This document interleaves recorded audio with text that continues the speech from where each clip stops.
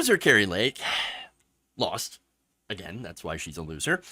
And for what may be the final time, at least in court, in relation to the claim that she was cheated out of being the governor of Arizona. Guys, you know how ridiculous this is? Kari Lake wanted to be governor more than Katie Hobbs did, apparently. Katie Hobbs barely campaigned. Okay? But Kari Lake, for some reason, thinks, no, I'm entitled to be the governor of Arizona. And since I am not, I have been cheated.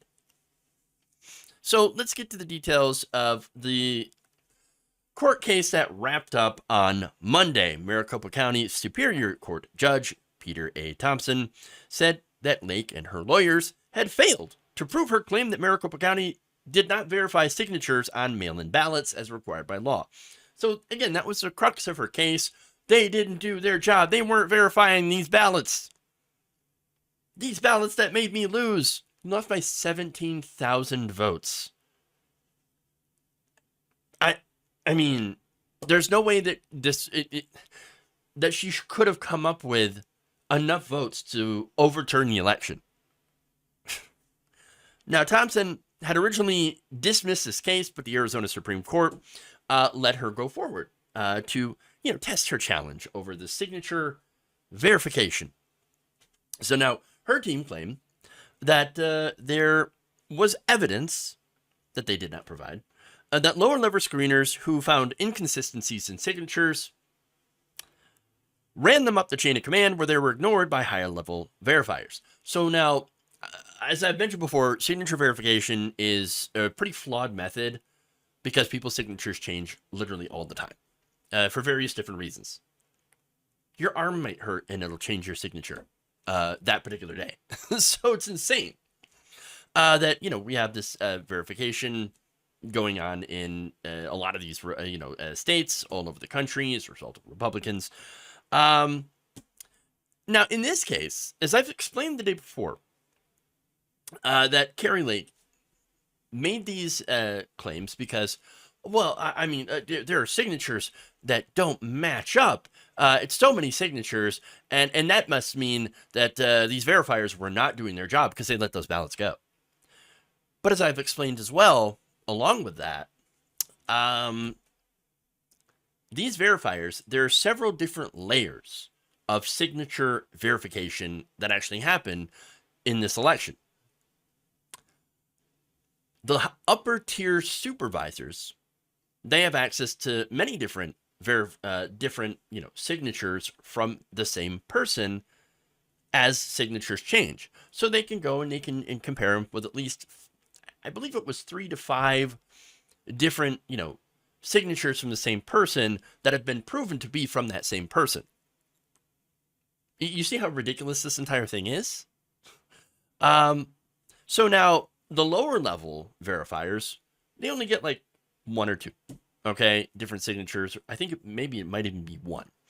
And they look at that and it doesn't match quite enough. And it's very subjective. And they say, well, I just don't think this signature is the same. Why don't I run it up to the next person here? That next person who has more access to signatures goes, nope, this looks fine. This matches another one or it's close enough, and sends it back down to get counted. That was explained by Kari Lake's own star expert witness.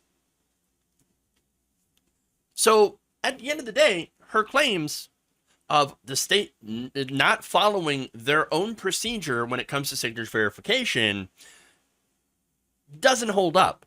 And of course, the conspiracy behind that is they did this on purpose, of which there is no evidence of. But again, her team claimed there was evidence that lower level screeners, again, found these inconsistencies and everyone had ignored them. She did not contest whether voter signatures in the ballot envelopes matched those of their voting records. Now, Thompson, who, by the way, was appointed by a former Republican governor, Jan Brewer, said that Kari Lake and her lawyers did not meet the high bar of evidence needed to support the claim that they weren't doing their job and that there was some deep state conspiracy that was going on here. which again, no deep state conspiracy. It didn't happen.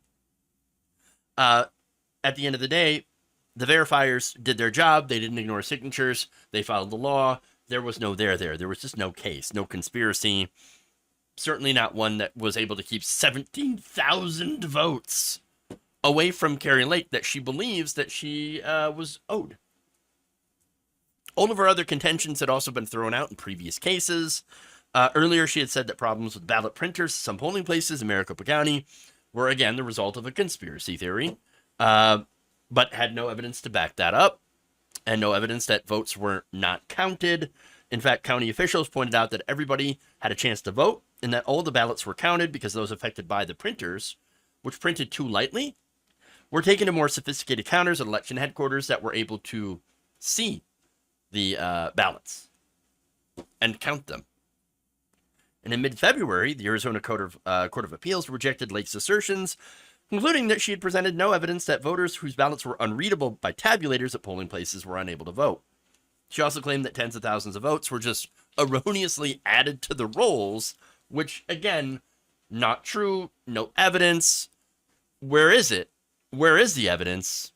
Oh, right. Just forget about the evidence. That's her entire assertion. Forget about it. I'm right. Just appoint me governor already. Now, in March, the state Supreme Court declined to hear that appeal, saying that there was no evidence, again, to support the claim that more than 35,000 ballots were added to vote totals, and they'd even sanctioned Lake's lawyers $2,000 for lying about it, for repeating those lies afterwards. So this adds onto the heap another challenge that she had lost.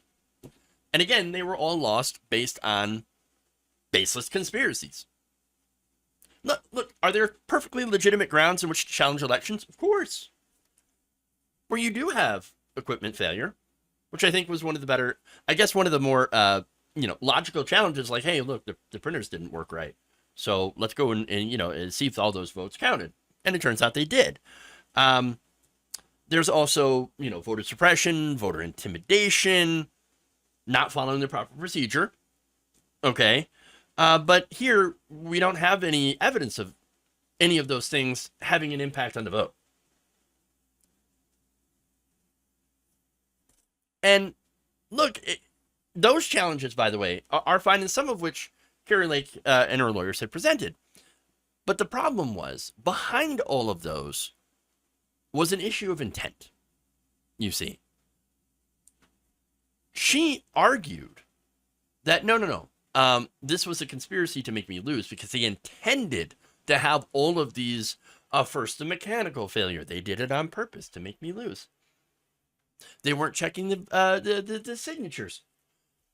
So, that means that they were conspiring to make me lose. No, that's not what happened at all. At the end of the day, she is incredibly salty and a very, very sore loser. Her ego could not handle it, and she had learned, of course, from the biggest ego, Donald Trump.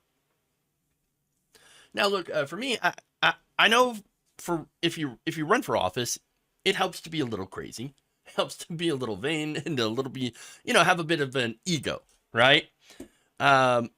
Which is why I can never run for office.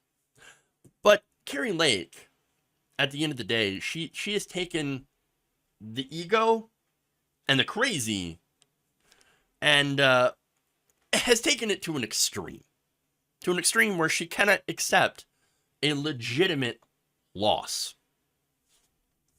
I guess the good news on that is that she continues to prove herself to be so insane and out of touch with reality that I think most Arizona voters will never allow her anywhere near power.